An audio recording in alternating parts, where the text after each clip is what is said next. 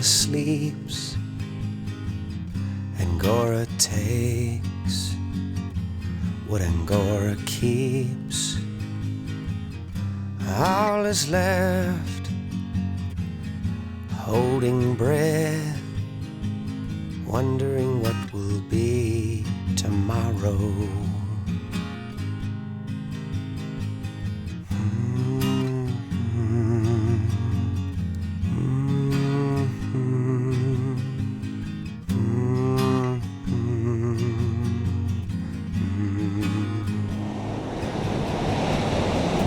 Red glow along the summit echo,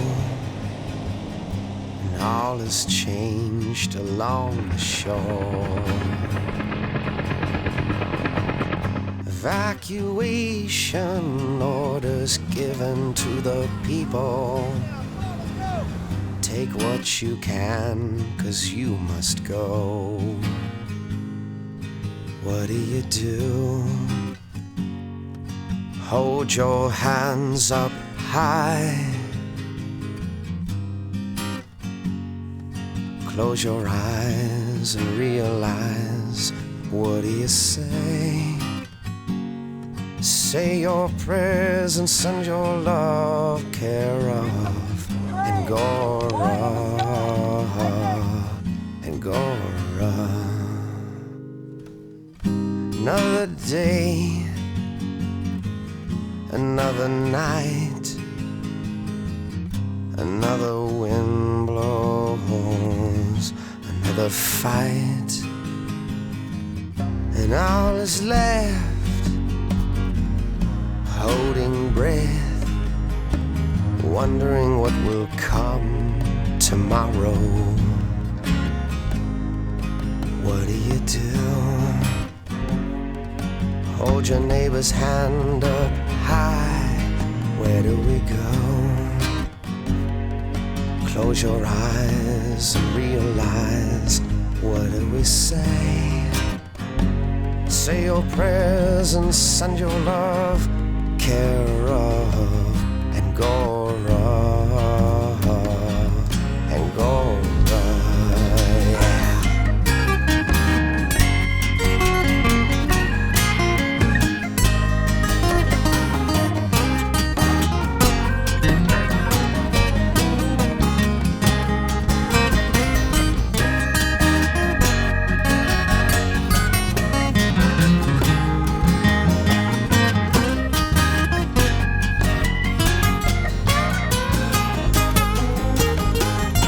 There is no separation, no great divide, no south, east and west, and love on down to the south side.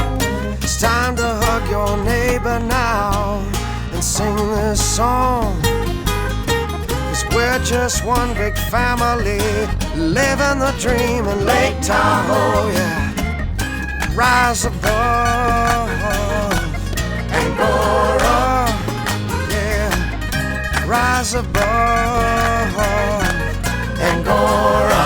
Sing it with me now. Rise above Angora. One more time. Rise above Angora.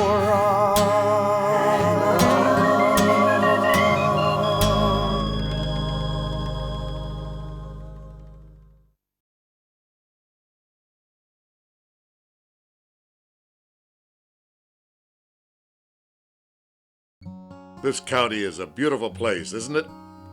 Where else can you find such beautiful natural scenery so close to the urban amenities of the Bay Area? Not surprisingly, many immigrants from nearby cities have chosen to build big custom homes and live here in the forests, valleys, and hills of the Diablo Range. They say that one man's dream is another man's nightmare, and for fire marshals like me, this neighborhood is a billion-dollar nightmare waiting to happen. I know from experience that this forest and these homes will be gone tomorrow. With most working homeowners here concentrating on the next product release, the upcoming quarterly report, and the bottom line, we've concluded that a more imaginative approach to fire safety is needed. We all know what it is like to be controlled by forces we cannot name, but sense are omniscient. Having said that, I'll quit preaching to the choir, forego the usual lecture on defensible space, and give you something beautiful instead. So climb aboard the Cannonball Express and enjoy the show.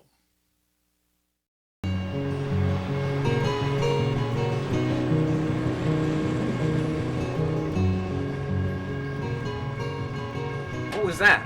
It's Cannonball Express, an historic steam engine. Wasn't she beautiful? You should warn people. You didn't hear our announcement? Please, you just need a cup of coffee. I don't need any coffee after that. Jesse, we need to talk. About what? About the house. There's a problem. What? I thought it was perfect. It is perfect. It's amazing. It's everything we've ever dreamed of. No, not quite. The fire marshal said that our area is a fire hazard waiting to happen. And we can't get any decent fire insurance because the insurance companies have redlined our entire neighborhood. Well, it doesn't make sense to me, and I thought you took care of this. They haven't redlined it. They're just limiting their exposure. Anyways, honey, who cares? It's beautiful. It's a great place to raise a family. It's quiet. And there's not much we can do about it now. We've already moved in. Have you looked at the yard? We can start with the landscaping. Oh, what about it? The fire marshal said to replant all the flammable plants out back and use native plants and grasses. What are you doing talking to the fire marshal? You didn't even notice. A house down the block nearly burnt to the ground, and I got really worried. I've got a friend from volleyball. He can come in, take care of the whole thing for us, no problem. Okay, but I'm not so sure we can afford that. And plus, I think we could do it ourselves. Okay, look. Talk to whoever you need to. Just go buy some gloves because we've got some work to do.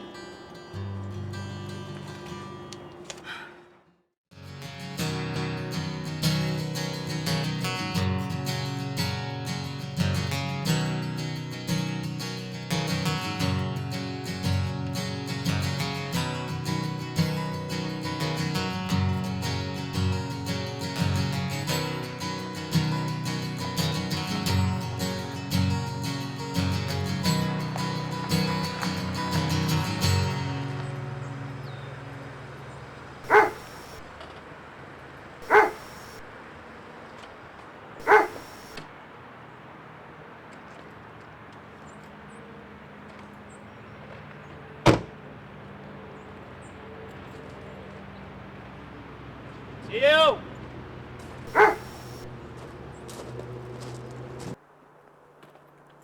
Hey, Theo, sorry to barge in on you like this. It's just this kind of major. No problem. How's a fixer-upper? Definitely a fixer-upper. Aren't they all? Well, this one especially. I can think of a lot of things I should have noticed on the first walkthrough, like the smoke detector going off all night.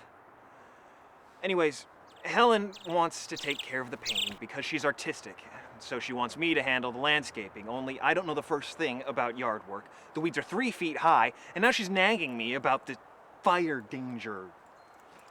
So what do you need? I was wondering if you could come out and take care of the yard. Helen's got this nesting instinct, and all the brush around the place is making her nervous. Well, I wish I could, but I'm booked solid for months. Any way you could fit us in? If I could, you know I would. Can you recommend anyone? Well, truth be told, Jesse, it's really not that hard. I mean, this place is probably as bad as yours. But if you and Helen just work smart and use hand tools, you can get your yard clear in about a weekend. 3 days tops. Do the most important thing first. Get yourself a ladder, clear out the rain gutters to prevent sparks from getting into the rafters. Bring in the dimensions, clerks will take care of the rest for you. Now follow me this way. Go.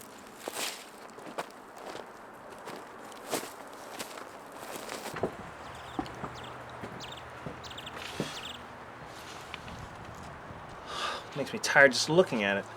I figured another 3 hours on this project, I'll have this one clean as a whistle. Working smart makes me look reliable, professional, and indispensable. So I'm booked solid for weeks. Otherwise, I'd come down and help you out myself. Yeah, unfortunately. Look, just tell me how to make it easy. It didn't come easy. A lot of these homeowners have handed me incredibly complex and difficult projects, but they've given me a chance to experiment with different methods. So when I arrive at the lot, I'll decide whether it needs to be mulched on site or hauled away, depending on what's growing. If it needs to be hauled away, I had a couple hours for labor. I figure 1 hour for chipping the brush makes for 2 hours of loading it up and hauling it away. Sometimes, depending on how heavy the fuel is, I'll weed whack it, leave the leaves, twigs, and other chop on top of the soil like a mulch. That's the best technique for winter erosion control. And it keeps the flame lengths down, just in case a fire comes through. I found this to be so much faster than just chipping the brush one branch at a time. So I have to rent a weed whacker, a chopper, and set up a pulley system? No, I mean, if you're just talking about weeds, go ahead and chop them down and dump them in your yard waste can, man. Simple as that. What about after that? Helen's saying something about replanting with natives. What's native to here? Well, the homeowner here wants to replant with natives too. Matter of fact, I just got some seeds from the regional botanical garden. They've been locally gathered by trained botanists, rather than get some weed seed from Vineyard Supply that's been contaminated. The good folks at the regional botanical garden can help you figure out which ones you need. Guess that could look nice. But the homeowner, we're gonna have to take care of all that, right? Yeah, as most of my homeowners do. I'll keep tabs on it once in a while, just to make sure it doesn't get away from them. And as long as I do that, make some good word-of-mouth advertising. Tio, I gotta hand it to you, man. You got this stuff down. Just lots of experience, my friend. Lots of experience. You know my business card says I'm a tree cutter? That gives people the wrong impression. What? You're really a manure distributor? No. You're a lumberjack with an axe of evil. No, I consider myself to be in an industry called vegetation management. Paid by the homeowner to reduce the risk that a fire might just roar up this hill, take his house out, right? Right. And whatever is there is gonna come back. So unless there's some specific plants or shrubs that the homeowner specifically wants me to work around, I'll chop and mulch everything. I'm the cheapest fire insurance around. Do you seriously chop everything? Well, it depends. The homeowner here is a bird watcher and a history buff. So he wanted us to leave a grand old oak in place. He was telling me how tall and strong it was when the Spaniards arrived. When it was a seedling, the local Indians weeded around its base. Knocked off dead branches with long poles. Stimulate growth, harvest acorns. Now he tells me of a new pathogen called SODS, sudden oak death syndrome. It's killed it and a couple thousand others in counties across the state. And I can't even haul it away for firewood. So I'll just cut off the rest of the limbs, lay them across the hillside for erosion control. But the trunk is kind of scenic, make great habitat for owls, snakes, and woodpeckers for the next 100 years. I hate to see a great tree die. That's the way it is now. Never in equilibrium. Always two organisms in tension with one another. And the natives are usually losing out. So, anyways, I better take off. Let me know if you need any help with any, computer stuff. I got your number. Cool. Well, thanks for the advice, Thanks for stopping by. Cool. Hey, you know what? Why don't you go talk to Don Coyne? Don't you know him through Sierra Club Volleyball? You mean Idon, the guy on the advanced court? That's him. I know the names of some of the native plants. Don eats them. Seriously, talk to this guy and hell will think you're old Gibbons. He sells his stuff, hand-carved stuff made out of wood. He's really good. Matter of fact, he's told me he's been trying to replant with native grasses in his own backyard. Any dueling banjos? Oh, don't worry about that. He's a peaceful guy. He'll be expecting you. All right. Let me know how it works out. I'll give you a call. All right.